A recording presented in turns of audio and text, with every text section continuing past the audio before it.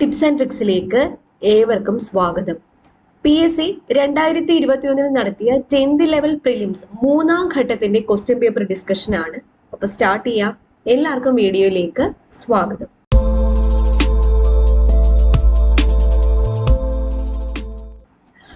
ആദ്യത്തെ ചോദ്യം, 2020 New York Indian film ഫെസ്റ്റിവലിൽ മികച്ച നടിയായി തിരഞ്ഞെടുക്കപ്പെട്ടത് ആരാണ്? 2020 ന്യൂയോർക്ക് ഇന്ത്യൻ ഫിലിം ഫെസ്റ്റിവലിൽ മികച്ച നടിയായി തിരഞ്ഞെടുക്കപ്പെട്ടത് ആരാണ്? ഗാർഗി ആനന്ദൻ. 2021 ഹരിവരാസന പുരസ്കാരത്തിന് അർഹനായ ഗായകൻ ആരാണ്? വീരമണി രാജു. 2019 ഓടക്കുഴൽ പുരസ്കാരം ലഭിച്ചത് ആർക്കാണ്? N. പ്രഭാകരനാണ്. 2020 പ്രകാശനം ചെയ്ത നീതിയുടെ ധീരസഞ്ചാരം എന്ന ജീവചരിത്രം ആരുടേതാണ്? Justice Fathima Beevi. 2020 UNESCO chair partner പദവി ലഭിച്ച കേരളത്തിലെ ഗ്രാമപഞ്ചായത്ത് ഏതാണ്? പരിയാരം ഗ്രാമപഞ്ചായത്താണ്. 2020 ഫെബ്രുവരിയിൽ ആദ്യമായി ഹോൺബിൽ ഫെസ്റ്റിവൽ ആഘോഷിച്ച സംസ്ഥാനം ഏതാണ്? ത്രിപുരയാണ്. 2019 കേന്ദ്ര സാഹിത്യ അക്കാദമി അവാർഡ് ഇംഗ്ലീഷ് വിഭാഗത്തിൽ നേടിയത് ആരാണ്? ശശി തരൂർ. നിയമസഭാ സമിതി ഒഴിവാക്കാൻ തീരുമാനിച്ചത് ഏത് സംസ്ഥാന സർക്കാരാണ്? ഉത്തരം ആന്ധ്രാപ്രദേശ്.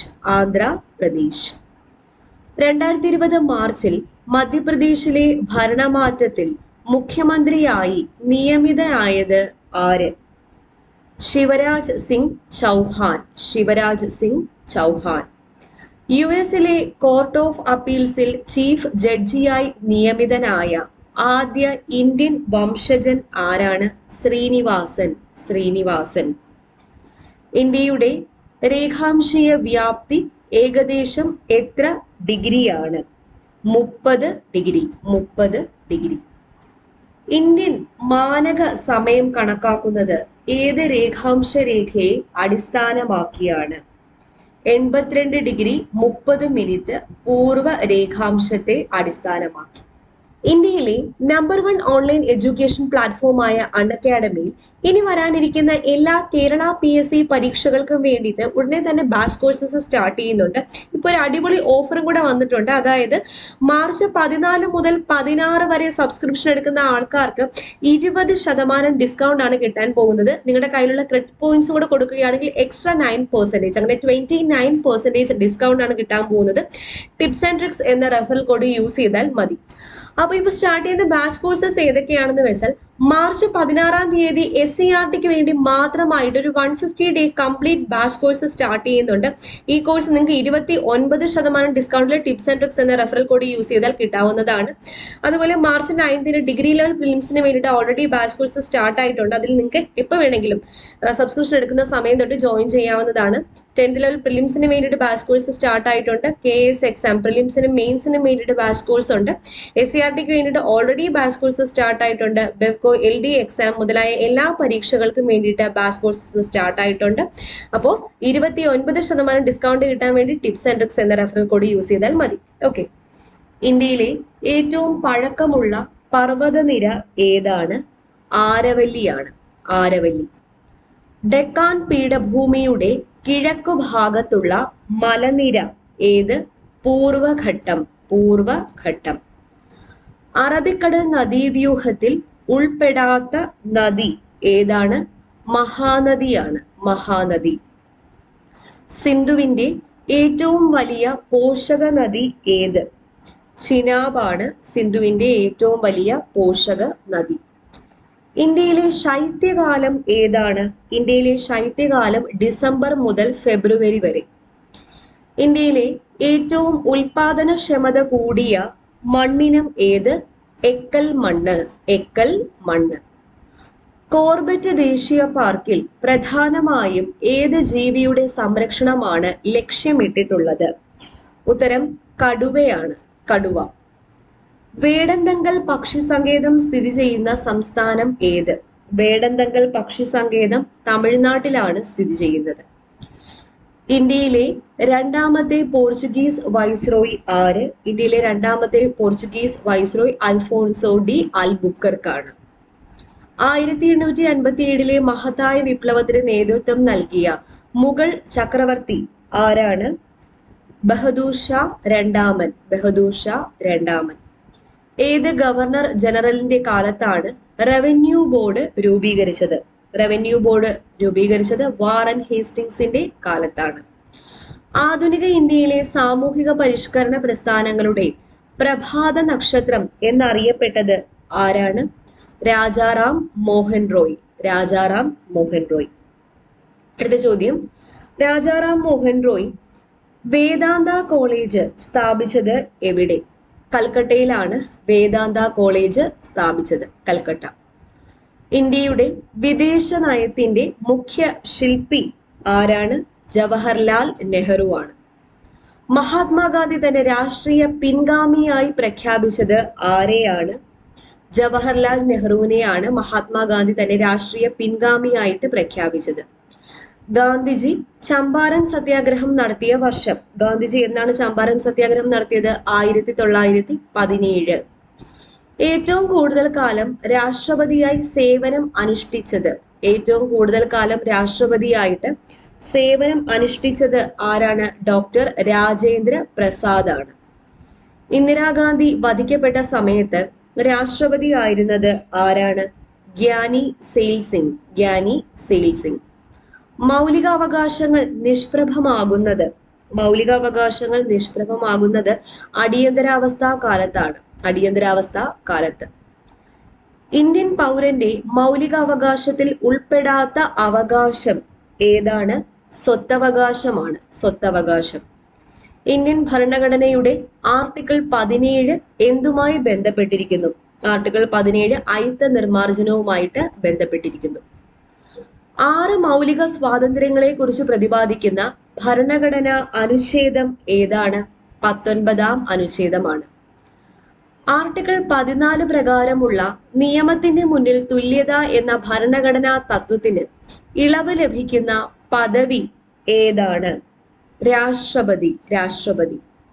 ദേശീയ മനുഷ്യാവകാശ കമ്മീഷണറെയും മെമ്പർമാരെയും ശുപാർശ ചെയ്യുന്ന കമ്മിറ്റിയുടെ ചെയർമാൻ ആരാണ്? പ്രധാനമന്ത്രിയാണ്. പ്രധാനമന്ത്രി. ദേശീയ വനിതാ കമ്മീഷന്റെ പ്രഥമ അധ്യക്ഷ ആരായിരുന്നു? ജയന്തി പട്നായിക്. ജയന്തി പട്നായിക്. ദേശീയ മനുഷ്യാവകാശ കമ്മീഷൻ ചെയർമാന്റെയും മെമ്പർമാരുടെയും കാലാവധി എത്ര വർഷമാണ്? 3 വർഷം അല്ലെങ്കിൽ 70 വയസ്സ്. 3 വർഷം അല്ലെങ്കിൽ 70 വയസ്സ്. ദേശീയ മനുഷ്യാവകാശ കമ്മീഷൻ വാർഷിക റിപ്പോർട്ടുകൾ സമർപ്പിക്കുന്നത് ആർക്കാണ്? കേന്ദ്ര സർക്കാരിനാണ്. കേന്ദ്ര സർക്കാരിന്. സർദാർ പട്ടേൽ ഭവൻ ഏത് സ്ഥാപനത്തിന്റെ ആസ്ഥാനമായിരുന്നു? ഉത്തരം ദേശീയ മനുഷ്യാവകാശ കമ്മീഷന്റെ ആസ്ഥാനമായിരുന്നു. കേരളത്തിന്റെ തെക്ക് വടക്ക് നീളം എത്ര കിലോമീറ്റർ ആണ്? കേരളത്തിന്റെ തെക്ക് വടക്ക് നീളം 560 കിലോമീറ്റർ. കേരളത്തിലെ ഏറ്റവും വലിയ താലൂക്ക്? കേരളത്തിലെ ഏറ്റവും വലിയ താലൂക്ക് ഏറനാട് താലൂക്കാണ്. കേരളത്തിലെ ചിറാപുഞ്ചി എന്നറിയപ്പെടുന്ന സ്ഥലം ഏത്? കേരളത്തിലെ ചിറാപുഞ്ചി എന്നറിയപ്പെടുന്നത് ലക്കിടിയാണ്, വയനാട്.